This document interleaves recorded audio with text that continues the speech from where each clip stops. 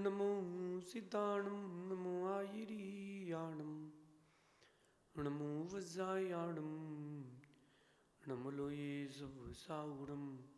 पंच परमेष्टि भगवंतों की, गणाचार्य भगवान विराग सागर जी महामंडराज की, पट्टाचार्य भगवान गुरुवर विशुद्ध सागर जी महाराज की,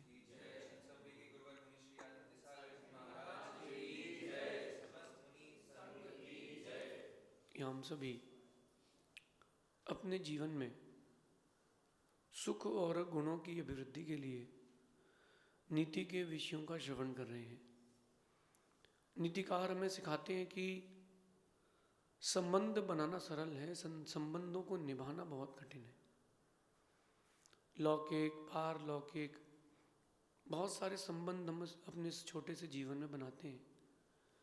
कुछ संबंध हमारे आध्यात्मिक रहते हैं, कुछ संबंध हमारे व्यापारिक भी रहते हैं। एक संबंध है व्यापारिक, एक संबंध पारिवारिक है, और एक संबंध इन सब से हट करके गुरु का शिष्य के साथ, प्रभु का भक्त के साथ। कभी आपने सोचा कि प्रभु के शिष्य क्यों नहीं कहते, प्रभु के भक्त ही क्यों कहते हैं? और गुरु के शिष्य कहते हैं, गुरु के भक्त नहीं कहते। प्रभु के भक्त इसीलिए कहते हैं हम अपने आप को, क्योंकि हम भक्ति करते हैं, भगवान की पूरी बातें नहीं मानते। लेकिन गुरु का शिष्य वही कहलाता है जो गुरु की पूरी बातें मानता है। अगर गुरु शिष्य का संबंध बना है तो वो डोर दिखती नहीं, लेकिन वो डोर टूटे भी नहीं, इसका भी ध्यान रखना चाहिए। आज अपन नीति इस बात में समझते हैं कि हम कैसे संबंधों को बनाएं और संबंधों को बनाए रखें। ध्यान रखना, बनाना उतना ज़रूरी नहीं है जितना ज़रूरी बनाए रखना है। बिजनेस स्टार्ट किया किसी व्यक्ति ने, और बिजनेस स्टार्ट करके उसने फिर चेंज किया, फिर चेंज किया, 4 बार चेंज किया, तो उस पर एक फेथ नहीं होता। जो कंसिस्टेंसी रखता है उस पर फेथ होता है। कोई बिजनेस ऑन करता है तो देखना आप, वो 10 बजे दुकान खोल रहा है, 2 बजे खोल रहा है, 3 बजे खोल रहा है, नहीं खोल रहा है। ऐसे व्यक्ति का बिजनेस चलेगा नहीं। जिसमें कंसिस्टेंसी होगी वो बिजनेस चलेगा। रिश्ते भी वही टिकते हैं जिनमें कंसिस्टेंसी हो। रिश्तों की बनाने के लिए एक बहुत ज़रूरी बात कहता हूँ कि एक दूसरे को समझाने की अपेक्षा समझे।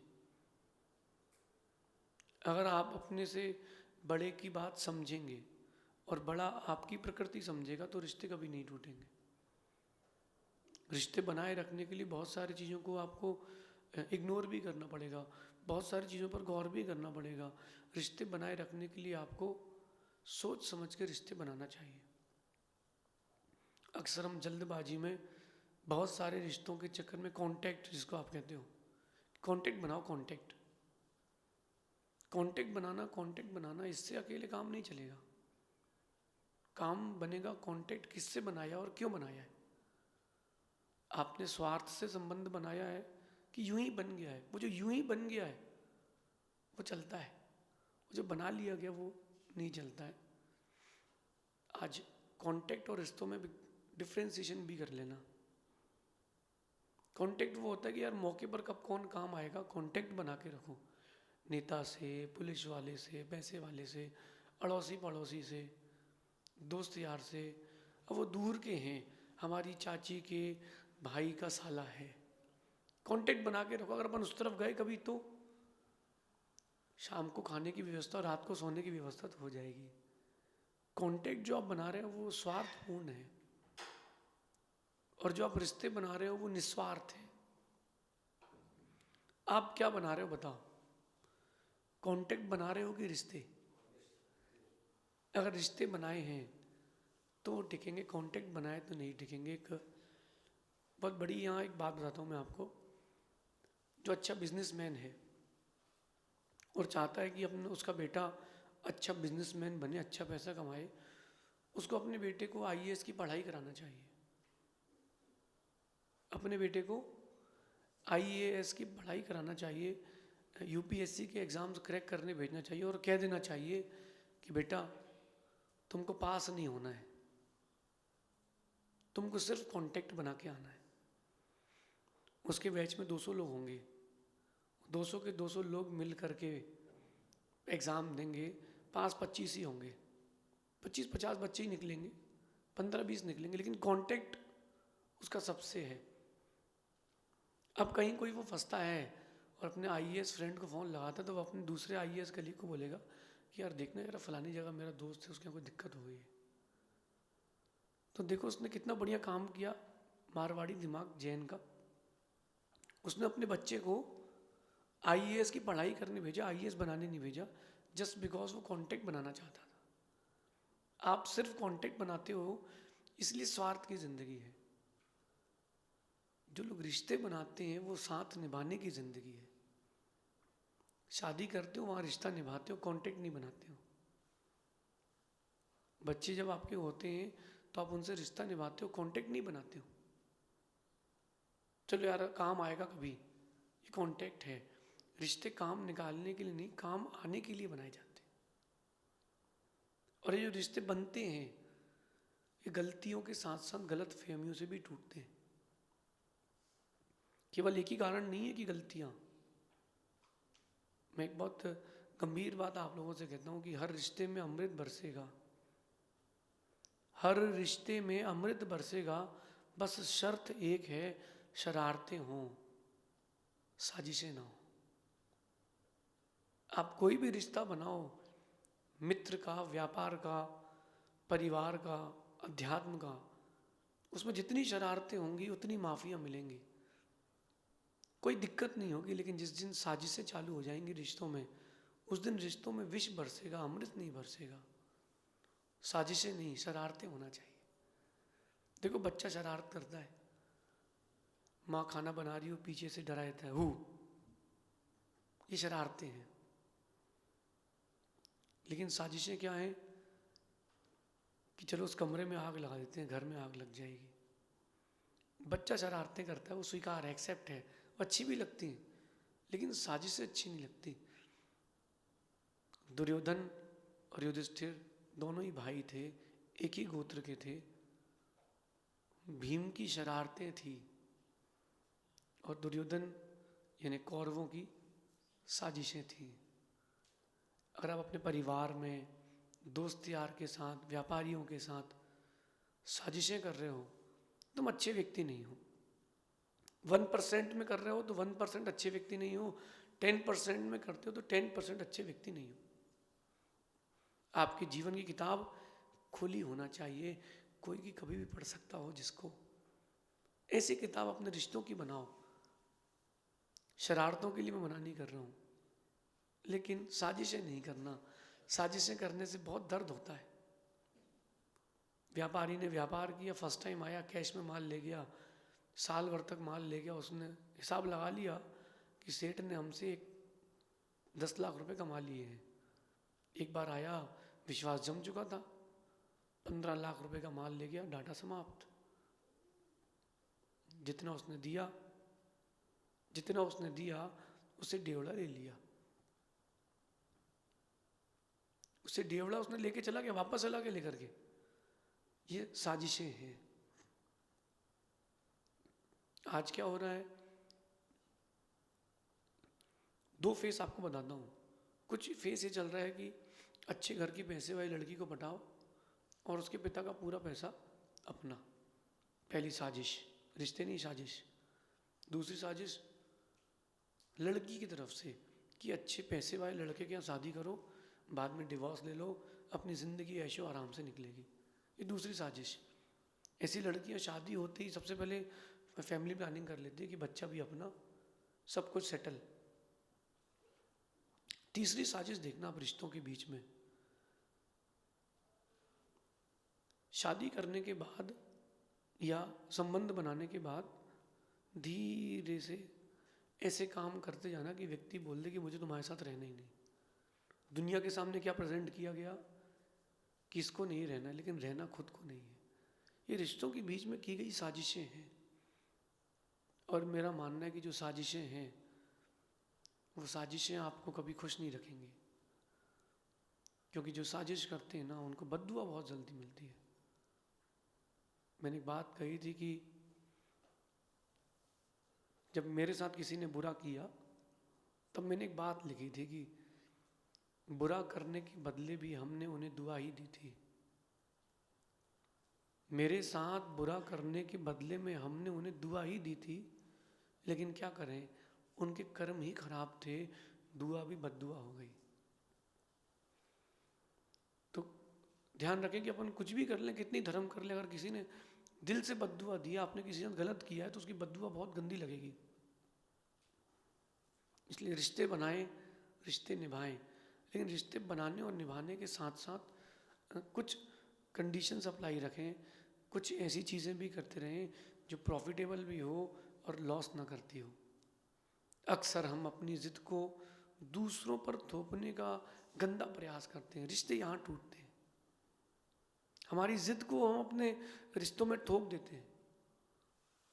दोस्त को फ़ोन करते, यहाँ चलना है, वो कह रहा नहीं यार आज नहीं चलते, नहीं यहाँ चलना ही है, कैसे नहीं जाओगे। हम एकदम हाइपर हो करके उसको दबा करके थोप करके अपनी बात, नहीं, थोपने का गंदा प्रयास कभी मत करना, वो भी खासकर अपनी ज़िद को। वो ज़िद अगर सही हो तो स्वीकार है। दोस्त को तुम उसके घर से ठंडी के मौसम में 7:30 बजे बिस्तर में पानी डाल करके उठा के ला रहे हो कि मंदिर चलना है, तो वेरी गुड, बहुत अच्छी बात है। और अगर उसी दोस्त को तुम अपनी ज़िद थोप करके, नहीं यार रात को तो बाहर पार्टी होगी, वो कह रहा नहीं यार कल चलते हैं, आज रहने देते हैं, नहीं चलना ही पड़ेगा, ठीक है तू नहीं जाएगा तो मैं भी कभी नहीं जाऊँगा। अपनी ज़िदों को ना थोपें, ना हस्बैंड वाइफ पर, ना वाइफ हस्बैंड पर, ना बच्चे माता पिता पर, ना माता पिता बच्चों पर। ये ज़िदें थोपने के कारण संबंध टूट जाते हैं। कई लोग ऐसे भी देखे हमने कि वो अपनी ज़िद को बताते नहीं है, बोलते हमारी आदत है, जबकि वो ज़िद है। एक व्यक्ति सिगरेट पीता है, बीड़ी पीता है, गुटखा खाता है, उसको कहा कि भाई मेरे छोड़ दे, तो उसको सिगरेट पीने की, बीड़ी पीने की, गुटखा खाने की ज़िद है, तो क्या करता है, बहाना बनाता है कि प्रेशर नहीं बनता यार, प्रेशर ही नहीं बनता, फ्रेश ही नहीं हो पाता हूँ, दिन भर दिक्कत होती है, चक्कर आते हैं। ये क्या है, उस व्यक्ति की ज़िद है, और वो अपनी ज़िद को अपनी मजबूरी बता रहा है, ये उसकी आदत है। संबंध जो है वो बनाए जाते हैं और निभाए भी जाते हैं, लेकिन एक लूप होल इसके बीच में चल रहा है। मैं जो कह रहा हूँ ना कि संबंध जब बनते हैं ना तो व्यक्ति निभाने का बहुत प्रयास करता है, लेकिन एक तरफा नहीं हो पाता, वन साइडेड काम कभी नहीं हो पाता। आप किसी व्यक्ति को समझाओ 1 बार 2 बार 4 बार 5 बार, फिर आपका भले कितना खास क्यों ना हो, आपके घर के बड़े भी क्यों ना हो, फिर आपका मन करता है कि नहीं यार रहने दो, छोड़ यार अब नहीं। अपने दोस्त से कह रहे हो, अपने घर में अपने व्यापारी से कह रहे हो कोई बात बार बार कि देखिए सर आप ऐसा माल वापस कर देते हैं, तो आपने तो क्रीम ले लिया और सब डेड स्टॉक वापस कर दिया, ऐसा नहीं होता सर। तो 1 बार 2 बार तक करोगे, इसके बाद आप बोलोगे नहीं भैया अब दूरियां जरूरी हैं, सुखी रहना है तो दूरियां मजबूरी है। इसलिए अपनी जिद किसी पर ना थोपें, और जो लूप होल था उसका ध्यान रखना कि आपका जब कोई अपना रिश्ते बनाए रखने के लिए कोई बात कहे तो एक्सेप्ट भी करना, एक्सेप्ट भी लाओ अपने लाइफ में, एक्सेप्टेंस भी लाओ। ये गंदा प्रयास है अपनी जिद दूसरों पर थोपने की। म्यूचुअल होना चाहिए रिश्तों में, म्यूचुअल अंडरस्टैंडिंग बड़ी गहरी होना चाहिए। ठीक है आपने गुरु शिष्य का संबंध बनाया है, और कोई आपका समय गुरु ने आपके प्रतिकूल कोई बात कह दी, ठीक है गुरु ही तो है। शिष्य ने आपके प्रतिकूल कोई काम कर दिया, ठीक है शिष्य ही तो है। फैमिलीज में भी आप लगा सकते हो, चलो ठीक है हम वो एक महिला एक लेडी अपना घर छोड़ के लिए हमारे लिए यहाँ तक आई है, थोड़ा अपन भी एडजस्ट करते हैं, लेकिन एक तरफा नहीं। एक तरफा होगा तो चीज़ें बिगड़ जाएंगी। आप देखना कि तराजू का पलड़ा भी एक तरफा ही रहे ना तो चीज़ें नहीं तुलती। तो रिश्तों में भी तो बैलेंस होना चाहिए ना। शायद इसीलिए कई बार अच्छे रिश्ते टूटते बिखरते पाए जाते हैं। समझदार व्यक्ति उनको बहुत स्लोली स्लोली लेता है, ना समझ एक झटके से कर लेता है। जब कोई जिद थोपता है ना, तो वो रिश्ते फिर धीरे धीरे धीरे धीरे टूट जाते हैं। समझदार व्यक्ति देख लेता है कि यार अब दरार आ गई है, भर लो नहीं तो बढ़ जाएगी, भर लो नहीं तो बढ़ जाएगी, और अगर नहीं भर पाए तो एक दिन वो दीवार भी टूट जाएगी। छोटी सी बात है, लूप होल भी मत छोड़ना, रिश्तों के बीच में एक तरफा नहीं करना, एक तरफा नहीं करना। मैं आप सबसे कह रहा हूँ, यहाँ साधु भी बैठे हैं और व्रती भी बैठे हैं, श्रावक भी बैठे हैं। संबंध बनाना बड़ी बात नहीं है, एडजस्टमेंट करके चलना बहुत बड़ी बात है। और एडजस्टमेंट आपको ये मान के चलना पड़ेगा कि 100% मुझे ही करना है। सामने वाला भी करेगा, लेकिन माइंड सेट इस बात का रखना कि एडजस्टमेंट मुझे ही करना है, तभी वो रिश्ते टिक पाएंगे, नहीं तो नहीं टिक पाएंगे। एक महिला ने जुड़वा बच्चों को जन्म दिया। अब वो दोनों जुड़वा बच्चों को संभाले भी, भोजन भी बनाए, घर की साफ सफाई भी करे। पति जब ऑफिस से लौटे तो पति बोले मैं तो थक गया हूँ, तो उसने कहा एक मेड लगा दो। बोले मेड नहीं लगा सकते। तो वो अकेली महिला कब तक फेस करेगी? उसको 10 लोगों का खाना बनाना, दोनों बच्चों को संभालना, कब तक फेस करेगी? वो बोलेगी यार थोड़ा सपोर्ट तो करो यार, और नहीं करोगे तो चीज़ें फिर बिखर जाएंगी। शुरू में अगर दवाई लगा ली जाती है रिश्तों की दरार में, तो वो दीवार टूटने से बच सकती है। और शुरू में दवा नहीं लगी है तो टूटेगी, और गंदी टूटेगी, ऐसी टूटेगी दोबारा जुड़ नहीं पाएगी। बस ये रिश्ते बनाने और निभाने की कला सीख ले, इसी में जीवन का सार है। क्योंकि आप लोग बनाने पर बिलीव करते हो, कोई अगर रूठ भी जाए, कोई चीज़ बिगड़ भी जाए, बोले छोड़ो दूसरा दोस्त देख लेंगे, दूसरा कर लेंगे। तुम ही अकेले हो क्या दुनिया में? क्या तुम ही हो दुनिया में जो हमें बता रहे हो? ये शब्द आते ही सब बिगड़ जाता है। रिश्ते गलतियों से कम, गलत फहमियों से भी ज़्यादा टूटते हैं।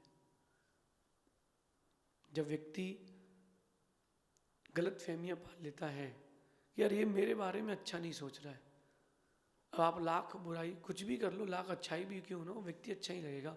राम ने सीता को गलती से नहीं छोड़ा, गलत फहमी से छोड़ा है। राम को गलत फहमी थी, राम की गलत फहमी उसके जीवन की सबसे बड़ी गलती थी। रावण ने तो सीता हरण करके गलती करी थी, लेकिन राम ने गलत फहमी कर ली कि यार प्रजा, अगर सीता को नहीं निकालूंगा तो प्रजा क्या सोचेगी। उसको ये तो विश्वास था कि सीता निर्दोष है, लेकिन उसके मन में एक बात थी कि प्रजा क्या सोचेगी, कौन क्या सोचेगा। इसका सोचने से रिश्ते नहीं चलते। गलतियां ना हो, गलत फहमियाँ भी ना हो, यद्यपि कठिन है। शब्दों को संप्रेषण करना, शब्दों का संप्रेषण करना बड़ा सरल है, लेकिन उसको अंदर उतारना बड़ा कठिन है। छोटी सी बात को जीवन में उतार के बड़ी तरक्की करें। हर रिश्ते में अमृत बरसेगा, बस शर्त एक है। हर रिश्ते में अमृत बरसेगा, बस शर्त एक है, शरारतें हों, साजिशें ना हो। ऐसा समझना। शेष आगे देखेंगे। भगवान महावीर स्वामी की